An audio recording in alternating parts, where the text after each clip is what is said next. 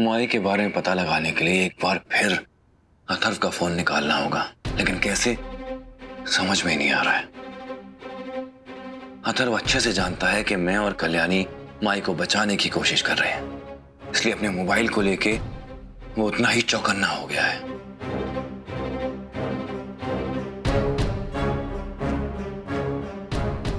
काका, आप कुछ बोल क्यों नहीं रहे?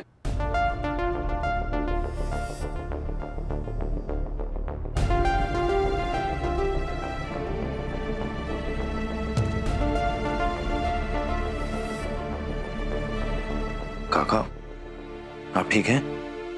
कैसे ठीक हो सकता हूं मैं मल्हार? कैसे कैसे ठीक हो सकता हूं जब मैं जानता हूं कि वहां अनुप्रिया जी कितनी तकलीफ में है? कैसे ठीक हो सकता हूं? और तुम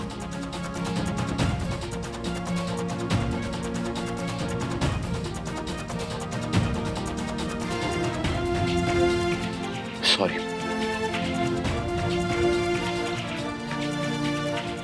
मुझे तुमसे ऊंची आवाज में बात नहीं करनी चाहिए। कोई बात नहीं, मैं जानता हूं आपको माई की कितनी चिंता है। ये जो आप माई के लिए महसूस कर रहे हैं ना, मैं समझ सकता हूं। हाँ, वो इसीलिए क्योंकि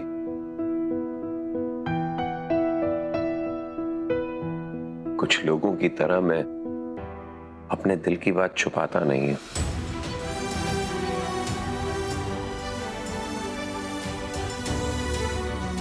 मतलब क्या है आपका?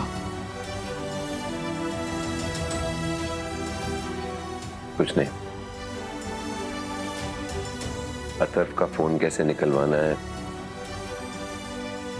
उसके बारे में सोचें।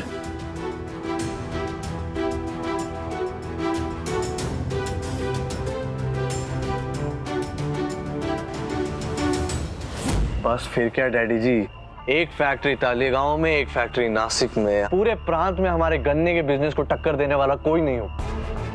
एक बार कल्याणी की पढ़ाई खत्म हो जाए, फिर एक अच्छा सा प्लॉट लेकर उस पर एक आलीशान बड़ा खूबसूरत सा बंगला बनाऊंगा, फुल्ली हाईटेक, इस वाड़े जैसा पुराना नहीं, जिसका गेट बटन दबाकर ऐसे ऑटोमेटिक खुलता। क्यों, क्या कहते हो? अथर्व, इस वाड़े से क्या प्रॉब्लम है तुझे? मतलब मैं तो बचपन से इस वाड़े का गेट हाथ से खोलता आया हूँ। मुझे कोई तकलीफ नहीं हुई। हाँ, लेकिन तुम लोग तो भाई हाई टेक हो। Remote sensor. हाँ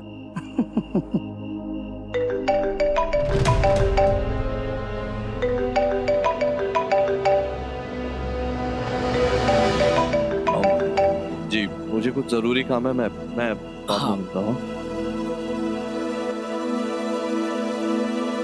अरे अरे कल्याणी, तू कहाँ जा रही? बैठ बैठ बैठ। ये देख, आज मैं अपने कल्याणी के लिए बहुत खुश हूँ। मतलब जब तू अपनी पढ़ाई पूरी करके वापस आएगी ना, तो तेरे लिए एक आलीशान बंगला रेडी होगा। फिर हम दोनों उस बंगले के बाहर जाकर गेट पर अच्छी सी सेल्फी खींचेंगे। वो क्या कहते हैं, पाउट वाली सेल्फी। है ना? अब सेल्फी? हाँ। अरे पापा देखो, सेल्फी से याद आया, मेरे फोन में बैटरी नहीं है, बंद हो चुका है। अब मैं ना फोन चार्ज पे लगा के आती हूँ, ठीक है? अरे कहाँ चार्ज होता है? दो मुझे। बैठो यहाँ पे, बैठो।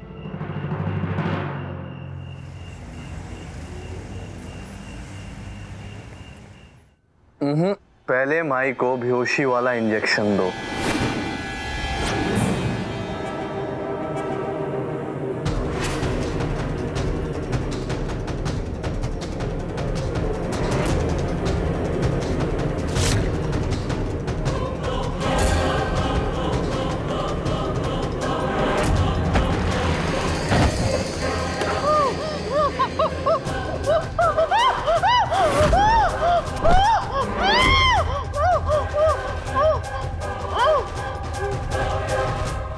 सब काम तो हो गया है, इनको छुपाना किधर है? किसी और जगह? यहाँ? नहीं नहीं नहीं नहीं, मल्हार राणे बहुत चाणा है। कोई ऐसी जगह रखो जहाँ मल्हार राणे सोच भी ना सके। हाँ, अथर्व ने सारे खिड़की दरवाजे सब बंद कर दिए।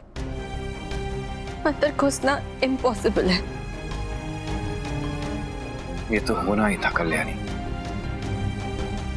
अथर्व अच्छे से जान चुका है कि हम उसके फोन से इंफॉर्मेशन निकालने की कोशिश कर रहे हैं। अब वो हर कदम चौकन्ना रहेगा।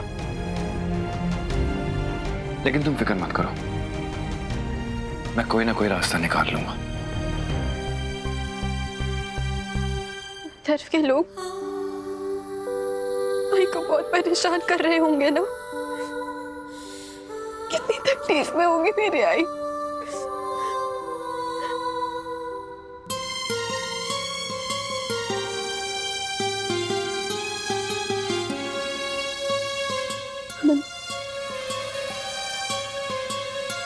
देखो कल्याणी,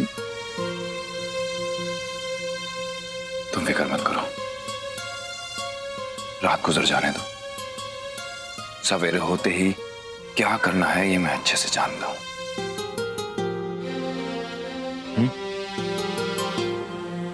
परेशान मत हो।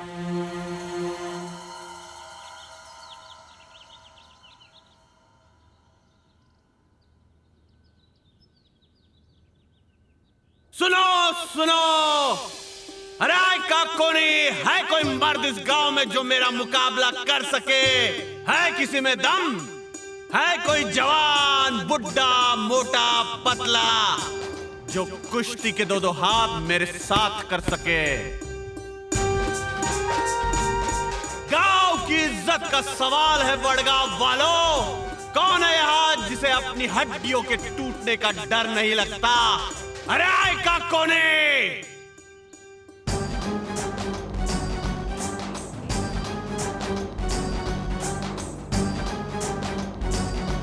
सरपंच जी, ये सब क्या है? गांव में आपने कुश्ती का आयोजन किया है क्या? आओ साहब, इस साल के खेलोत्सव का आयोजन तो करना ही है ना, लेकिन इस साल जोर कुश्ती पर रहेगा।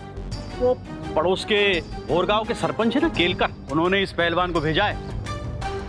अब आपको तो मालूम है आओ साहब कि बड़ेश्वरी माता का मंदिर की हद भोरगांव से लगती है। हर साल दोनों पंचायतों में उसके रख रखाव को लेकर तू मैं होती है। इसलिए केलकर साहब ने एक सुझाव रखा है कि दोनों गांव के पहलवानों के बीच एक कुश्ती आयोजित की जाए और जिस गांव का पहलवान हारेगा वो अगले साल सारा खर्च उठाएगा।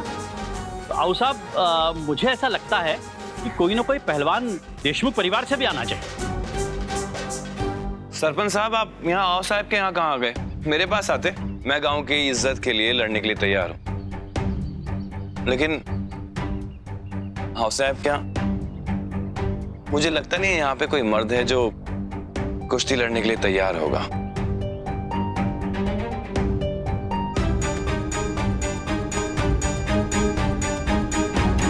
चाची, ये लोग कहना क्या चाहते हैं? हाँ, अरे आपको समझ में नहीं आता?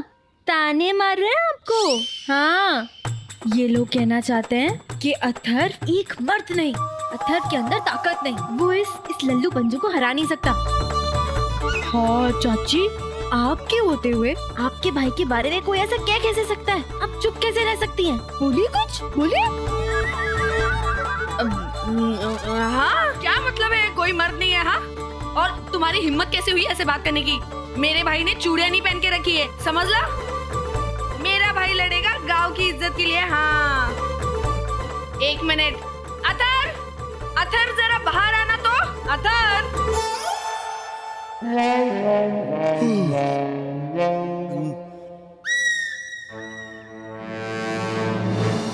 क्या है ताई, ऐसे गला क्यों फाड़ रही हो? क्या हो गया?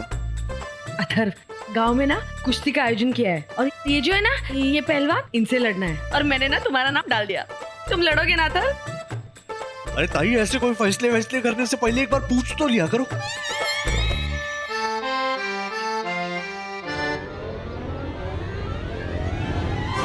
देखा, कहा था मैंने आपसे, इस घर में कोई ऐसा मर्द नहीं है जो कुश्ती लड़ने के लिए तैयार होगा। मैं तैयार हूं, लेकिन दूसरे मर्दों के लिए आपको गांव में और घरों में जाना पड़ेगा। जबान संभाल के, समझे? सरपंच साहब, कब लड़ना है?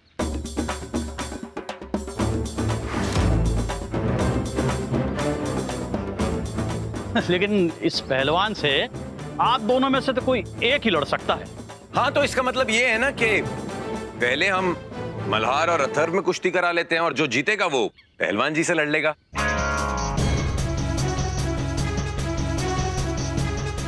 ये लड़ेगा मुझसे। काका क्या बात कर रहे हैं आप? ये अथर्व, क्या मजा आ गया।